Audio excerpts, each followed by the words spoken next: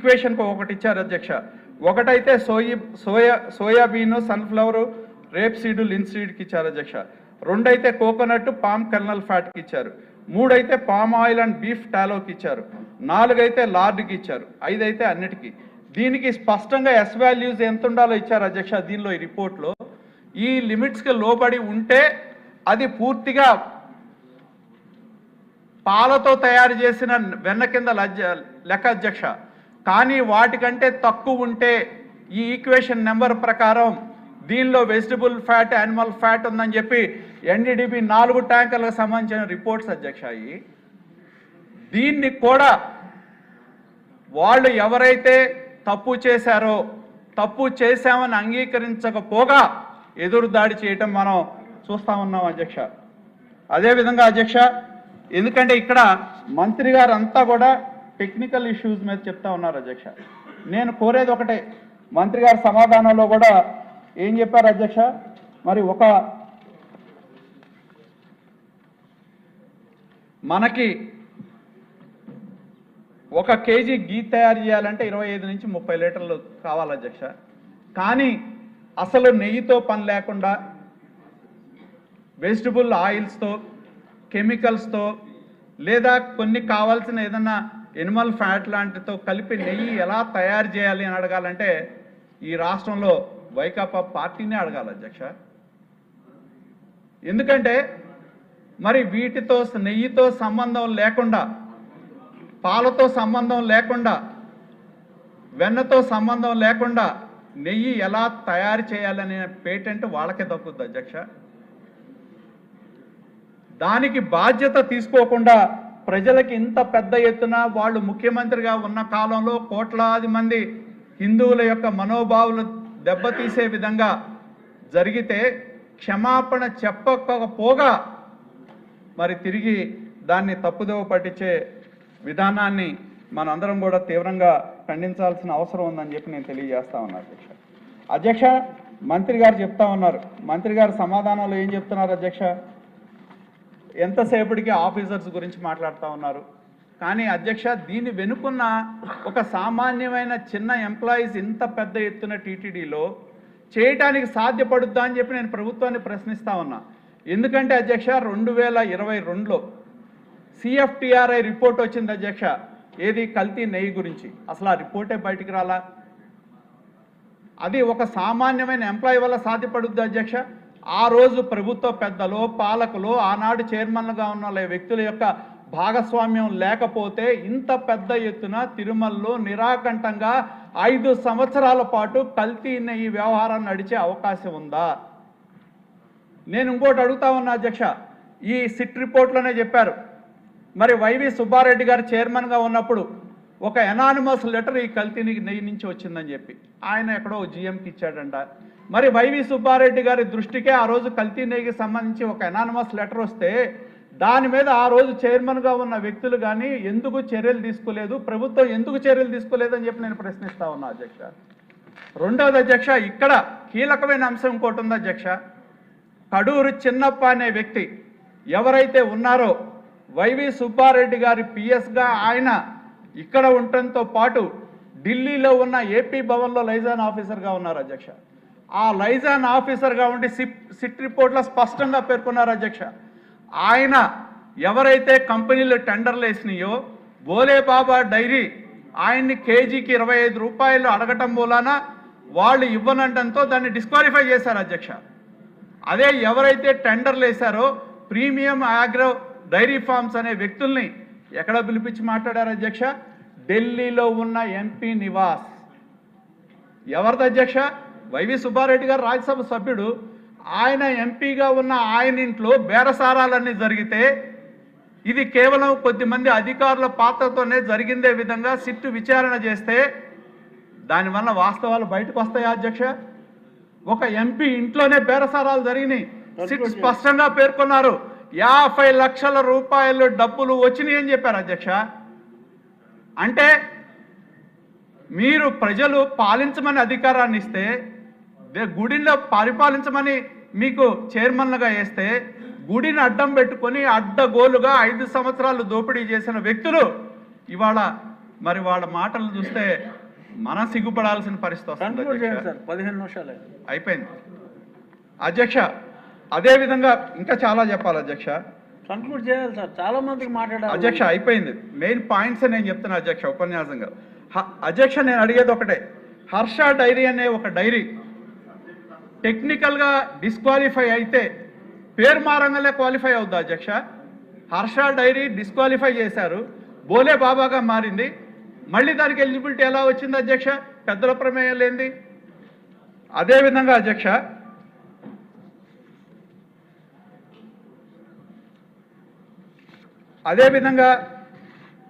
ఇంకోటి అధ్యక్ష, ఎందుకంటే చైర్మన్లుగా ఉన్న వ్యక్తులే మాట్లాడుతూ ఉన్నారు అధ్యక్ష. ఏఆర్ డైరీకి టెండర్ ఎవరు ఉన్నప్పుడు ఇచ్చారు అధ్యక్ష? చైర్మన్గా ఉన్నప్పుడు మార్చి నెలలో 2024లో ఇచ్చారు అధ్యక్ష. ఎవరప్పుడు చైర్మన్? తెలుగుదేశం ప్రభుత్వం ఉందా? ప్రభుత్వం ఏంటి? వైకాపా ప్రభుత్వం కాదా? అప్పుడున్న చైర్మన్ ఎవరో అధ్యక్ష? బొమ్మన కరుణాకర్ రెడ్డి కాదా? మీరు చైర్మన్గా ఉండి టెండర్ పిలిచి ఆ టెండర్ మీరు కావాల్సిన కంపెనీలకు ఇచ్చి మా ప్రభుత్వం చంద్రబాబు నాయుడు గారు ముఖ్యమంత్రిగా ప్రమాణ స్వీకారం చేస్తున్న సమయంలో అదేదో చెప్తారు అధ్యక్ష, సందట్లో సడేమియాలాగా 12వ తారీఖు ఒక ట్యాంకర్, 16వ తారీఖు ఒక ట్యాంకర్, 20వ తారీఖు ఒక ట్యాంకర్. నాకు ఒకటి గుర్తు వస్తుంది అధ్యక్ష, మొన్న మాజీ చైర్మన్ చెప్తా ఉన్నాడు బొమ్మన కరుణాకర్ రెడ్డి, నాకు సంబంధించిన 2000 మంది మనుషులు టీటీడీలో ఉన్నాడని చెప్తున్నారు అధ్యక్ష. ఈరోజు మరి ఆయన 2000 మంది మనుషుల్ని పెట్టుకొని ఈ విధంగా టీటీడీలో అడ్డగోలు దోపిడీ చేసి కోట్లాది మంది ప్రజల యొక్క మనోభావాలు దెబ్బతినే విధంగా జరిగితే ఆయన తెలియదా అధ్యక్ష? మీ సహకారం లేని ఈ విధంగా సాధ్యపడుద్దా? ఎంక్వైరీ ఎప్పుడు వచ్చింది అధ్యక్ష? ఈ రిపోర్ట్స్ ఎప్పుడు వచ్చినాయి? సిఎఫ్టీఆర్ఏ రిపోర్ట్ మీరు ఉన్నప్పుడు వస్తే దాన్ని బయటికి రానిలా, మరి మీ ప్రమేయం లేకపోతే బయటకు వచ్చేది కదా. మరి మా ప్రభుత్వం వచ్చిన తర్వాత ఎంక్వైరీ చేస్తే దాని మీద ఎన్డీడీబీ రిపోర్ట్ వస్తే దాని మీద వెంటనే సిట్టేస్తే వైవి సుబ్బారెడ్డి సుప్రీంకోర్టుకి ఎందుకు వెళ్ళాడు అధ్యక్ష? సుప్రీంకోర్టుకి వెళ్ళి మళ్ళీ సిట్టేస్తే ఇవాళ 5 సంవత్సరాలు తవ్వి తీస్తే వచ్చిన భాగోతం అధ్యక్ష. ఇవన్నీ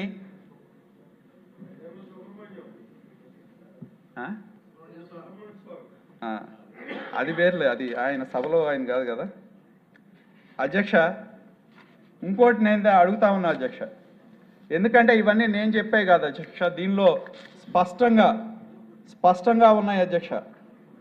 పేజ్ నెంబర్ 125 అధ్యక్ష, సిట్లో YV Subbareddy chairman of TTD handed over anonymous complaint against Bhole Baba dairy to RVR Subrahmanyam then GM procurement. ఏమైనా జరిగిందా? కాలేదు అధ్యక్ష. అధ్యక్ష నేను మీరు టైం చెప్తా ఉన్నారు కాబట్టి నేను చివరిలో అధ్యక్ష మరి నేను ఒకటి అడుగుతా ఉన్నా అధ్యక్ష, ఎందుకంటే ఈ మధ్యన కొత్తగా ఒక మాట్లాడితే ఎదురు డైరీ అధ్యక్ష, ఇది తిరుమలతో ఆగిందా అంటే తిరుమలలో ఆగలేదు అధ్యక్ష. ఇది రాష్ట్రంలో ఉన్న అన్ని దేవాలయాల్లో అధ్యక్ష, నేను మీకు టైం లేదంటున్నారు కాబట్టి ఒక ఇయర్లు చదివి వినిపిస్తాను అధ్యక్ష.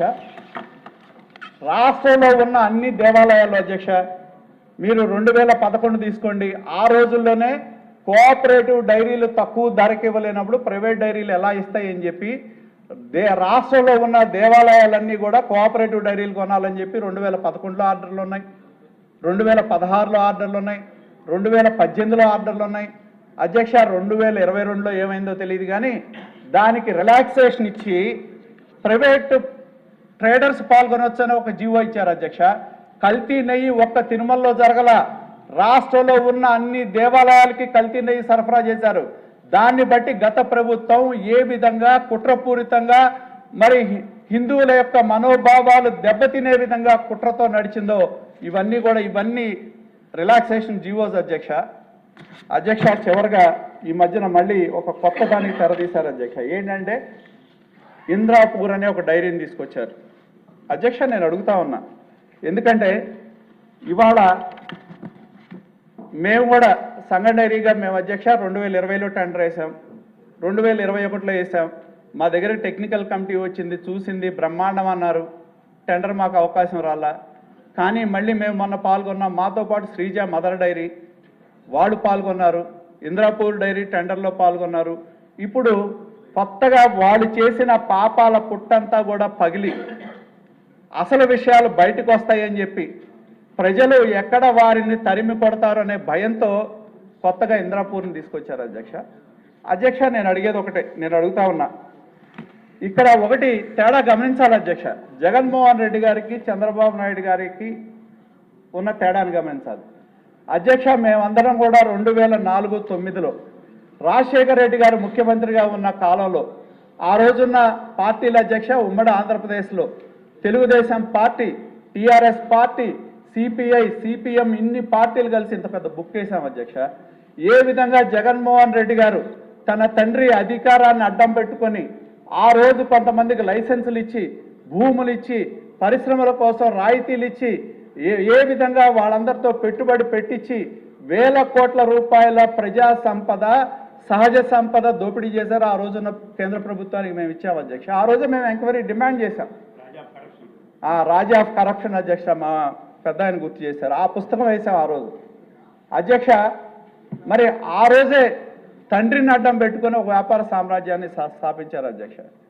అలాగే 2019-24లో ఆయన ముఖ్యమంత్రి అయిన తర్వాత అధ్యక్ష సాక్షి కోసం వాలంటీర్లకి 200 కోట్లు ఇచ్చారు అధ్యక్ష.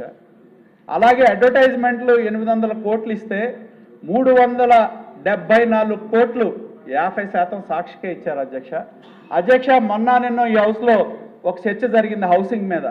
ఏ విధంగా హౌసింగ్ అయిపోయింది అధ్యక్ష, లాస్ట్ అయిపోయింది అధ్యక్ష, అయిపోయింది అధ్యక్ష.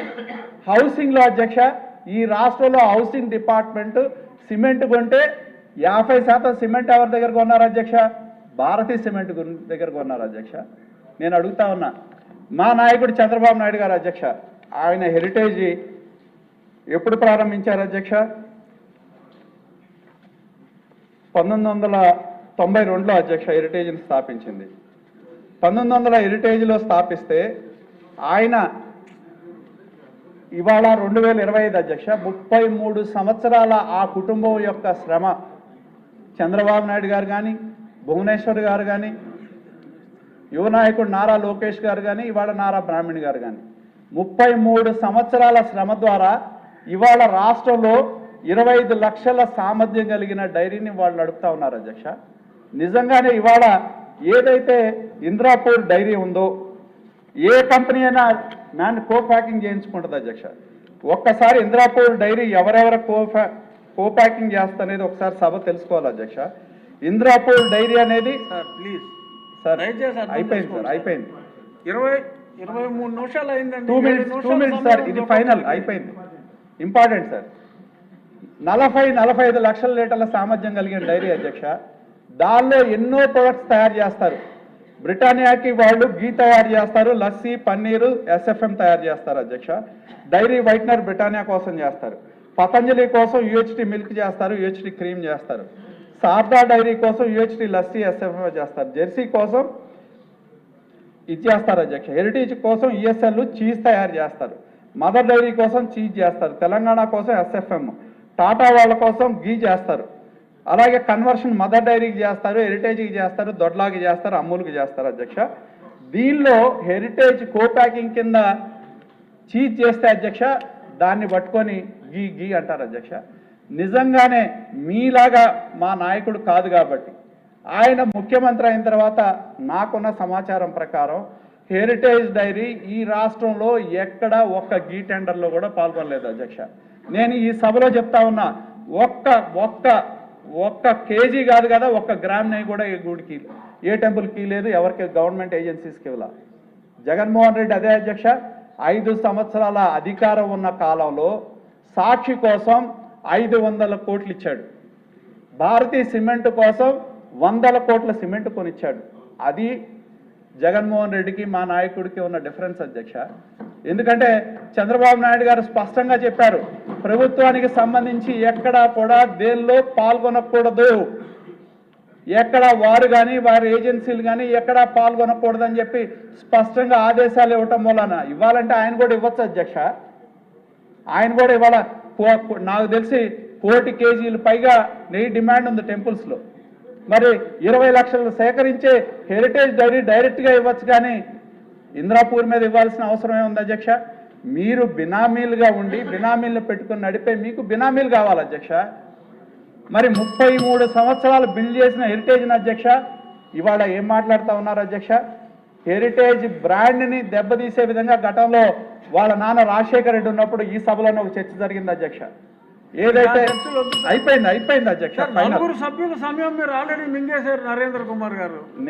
నేను అధ్యక్ష మీరు సబ్జెక్ట్ మీద మాట్లాడమన్నారు, నేను దాని మీద సబ్జెక్ట్ మాట్లాడాలని ఉంటుంది సార్. అయిపోయింది అధ్యక్ష.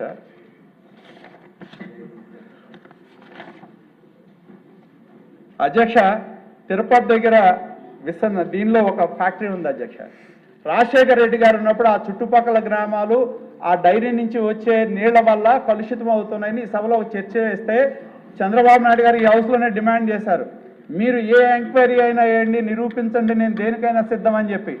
చివరికి నిరూపణ చేసింది లేదు అధ్యక్ష. ఉమ్మడి రాష్ట్రంలో మరి హెరిటేజ్ రాష్ట్ర విభజన సందర్భంగా ఆందోళన జరిగింది సార్. ఒక్క నిమిషం అయిపోయింది సార్. విభజన జరిగితే కేసీఆర్ గారు ఏం పిలిపించారు అధ్యక్ష? హెరిటేజ్ పాలు తాగద్దన్నారు అధ్యక్ష. ఇవాళ వైకాపా ఏం కుట్ర చేస్తూ ఉంది?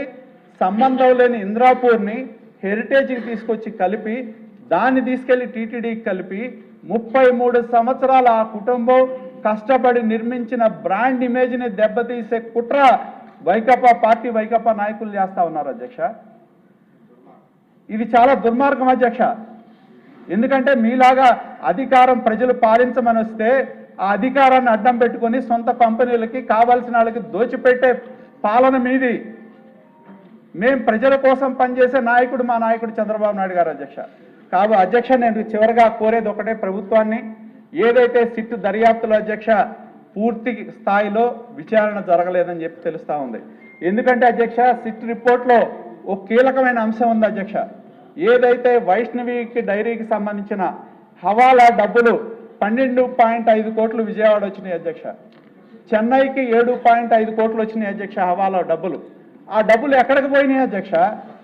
తాడేపల్లి ప్యాలెస్కి వెళ్ళినాయా, లేకపోతే ఆనాడున్న పాలకుల్లో చుట్టూ ఉన్న బినామీలకు వెళ్ళినాయా? తేలాలుగా అధ్యక్ష.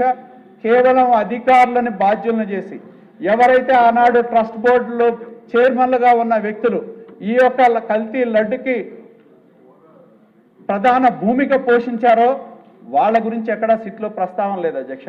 కాబట్టి దీని మీద ప్రభుత్వాన్ని నేను కోరుతా ఉన్నా, మంత్రి గారిని కోరుతా ఉన్నా అధ్యక్ష. నేను ఒక ఎంక్వైరీని, సమర్థవంతమైన ఎంక్వైరీ ఏదైతే సింగిల్ మ్యాన్ కమిషన్ అన్నారో, సింగిల్ మ్యాన్ కమిషన్ అయ్యగానే మళ్ళీ హైకోర్టులో సుప్రీంకోర్టులో కేసులు పడతాయి అధ్యక్ష. వాడు కాకపోతే వాళ్ళకి సంబంధించిన ఎవరొకళ్ళు వెళ్తారు ఇంకో మార్గాన. ఎందుకు మీకు భయం అంటున్నా? విచారణ ఎదుర్కోవటం లేదు. ఎదుర్కొనే మీకు తప్పు చేయకపోతే విచారణ ఎదుర్కొనే పరిస్థితి మీకు ఎందుకు లేదని చెప్పి నేను అడుగుతా ఉన్నా. కాబట్టి నేను మంత్రి గారిని, ప్రభుత్వాన్ని డిమాండ్ చేసేది సమగ్రమైన అంశాలు ఉన్నాయి కాబట్టి దీని మీద మీరు చర్యలు తీసుకోవాలని చెప్పి నేను కోరుతా ఉన్నా అధ్యక్ష. ఎందుకంటే వీటన్నిటినీ కూడా, ఎందుకంటే నేను తెలియజేసేది ఒకటే అధ్యక్ష, నేను మంత్రి గారిని కోరుతా ఉన్నా, చాలా వాటికి సమాధానాలు బేతాళ ప్రశ్నలు అధ్యక్ష ఇవన్నీ. మరి వాటన్నిటికీ సమాధానాలు దొరకాలి అంటే సమగ్రమైన విచారణ చేయాల్సిన అవసరం ఉంది. మరి దాన్ని నేను మంత్రి గారు ప్రభుత్వం తరపున సమగ్రమైన విచారణ, ఏ అంశాలైతే హవాలా డబ్బులు ఎక్కడికి వెళ్ళినాయి, 20 కోట్ల హవాలా డబ్బులు అధ్యక్ష. ఇక్కడ విజయవాడకి 12, కృష్ణానది యువతల ప్యాలెస్ ఉంటుంది, అవతల విజయవాడ ఉంది అధ్యక్ష, 12.5 కోట్లు వచ్చినాయి. చెన్నైకి 7.5 కోట్లు వెళ్ళినాయి. ఇవన్నీ నేను చెప్పినవి కాదు అధ్యక్ష, సిట్ రిపోర్ట్లో ఉన్నాయి. సిట్ రిపోర్ట్లో పేర్కొన్న అంశాలు ఇవన్నీ. కాబట్టి చాలా అంశాల మీద సమగ్రమైన విచారణ జరగాల్సిన అవసరం ఉంది. ఎవరైతే ఆనాడు టీటీడీ చైర్మన్గా ఉండి ఎంపీగా ఉన్న వ్యక్తి ఇంట్లోనే బేరసారాలు జరిగినాయి అంటే ఇంతకంటే సిగ్గుచేటే ఉంటుంది అధ్యక్ష. ఆయన ఇంట్లోనే బేరసారాలు జరిగి నేను నీకు కాంట్రాక్ట్ ఇస్తున్నా కాబట్టి నాకు 50 లక్షలు డబ్బులు కావాలని అడిగే పరిస్థితి ఉంటే ఎవరు అధ్యక్ష? ఆయన పిఏకి అధికారం ఎక్కడి నుంచి వస్తుంది అధ్యక్ష? ఆయన దగ్గర నుంచే కదా తీసుకునేది ఆ పిఏ. కాబట్టి దీనిలో ఆనాటి ప్రభుత్వ పెద్దల పాత్ర సిట్ రిపోర్ట్ ద్వారా స్పష్టంగా తెలుస్తుంది అధ్యక్ష. కాబట్టి నేను ప్రభుత్వాన్ని డిమాండ్ చేస్తా ఉన్నా అధ్యక్ష. ఇందాక నేను చెప్పినట్టు ఏదైతే ఇది ఒక టీటీడీకి పరిమితమైంది కాదు అధ్యక్ష. నేను ఇందాక చెప్పినట్టు ఈ రాష్ట్రంలో ఎన్ని దేవాలయాలు ఉన్నాయో ప్రతి దేవాలయంలో అధ్యక్ష ఇది ఒక్కసారి నేను చదివి వినిపిస్తాను అధ్యక్ష. అయిపోయింది ఈ ఒకటి. ఈ 2022లో ఇచ్చిన మెమో అధ్యక్ష. ఇది అధ్యక్ష ఇది నాది కాదు, ఆ ప్రభుత్వంలో వాళ్ళు ఇచ్చిన మెమో అధ్యక్ష. ఇది దీనిలో ఏమి ఇచ్చారు అధ్యక్ష? Directed to go for tenders for cow ghee and dairy products only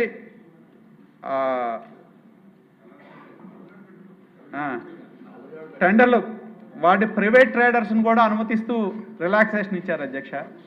కాబట్టి నేను కోరేది ఒకటే, దీని మీద చాలామంది పెద్దవాళ్ళు ఇన్వాల్వ్ అయి ఉన్నారు కాబట్టి ఇది సిట్ కేవలం పరిమితమైన విచారణ చేసింది కాబట్టి దీని వెనకున్న కుట్ర బయటపడాలి కాబట్టి మరింత సమగ్రమైన దర్యాప్తు చేయాలని చెప్పి నేను గౌరవ మంత్రి గారిని ప్రభుత్వాన్ని డిమాండ్ చేస్తా ఉన్నాను అధ్యక్ష.